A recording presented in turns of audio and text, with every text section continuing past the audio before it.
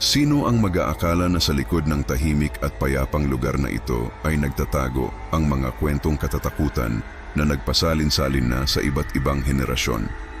Ito ang dating Clark Air Base Hospital sa Pampanga, isang lugar na naging saksi sa libu-libong buhay na nasawi noong panahon ng digmaan. Ayon sa mga kwento, ang ospital na ito ay isa sa mga pinakamultong lugar sa buong Pilipinas. Maraming sundalong Amerikano at Pilipino ang binawian ng buhay dito.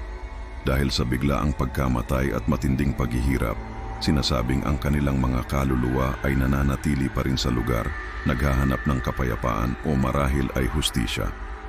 Ang mga security guard na nagbabantay sa lugar ay may kani-kaniyang karanasan. May mga nakakarinig daw ng mga ungol at iyak na nagmumula sa mga abandonadong kwarto. Ang iba naman ay nakakakita ng mga anino ng mga sundalo na naglalakad sa mga pasilyo, tila ba ginagampanan pa rin ang kanilang mga tungkulin.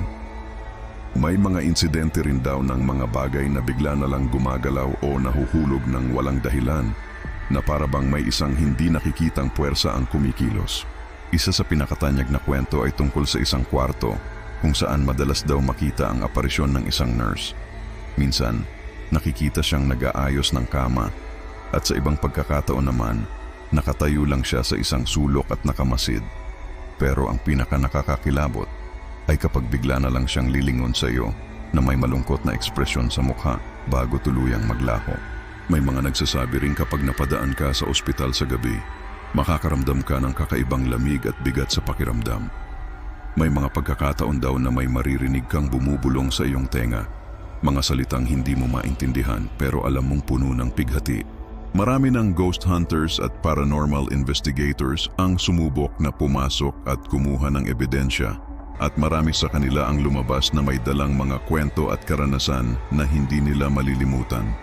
Ang mga pader ng Clark Air Base Hospital ay hindi lang basta estruktura, mga saksi sila sa sakit, pagdurusa at kamatayan. Ang bawat sulok nito ay may itinatagong hiwaga at trahedya. Kaya sa susunod na mapadaan ka sa Pampanga at makita mo ang abandonadong gusaling ito, alalahanin mo ang mga kwentong bumabalot dito. Mga kwento ng mga kaluluwang hindi pa rin matahimik. Maraming salamat sa panonood. Kung nagustuhan niyo ang kwentong ito, huwag kalimutang mag-subscribe sa ating channel, Ghost Story. Hanggang sa susunod na kababalaghan.